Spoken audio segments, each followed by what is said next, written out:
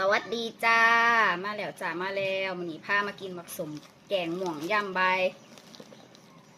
นี่อ่ะน้ำลายแตกหมักแง่วกับเกี๊ยวจ้าพี่น้องจ้ายั่ว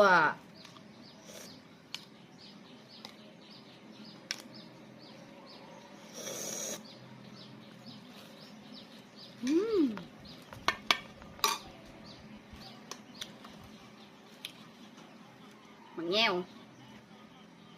ซื้อมาฝากแต่ทางศรีสะเกษค่ะพี่น้องค่ะ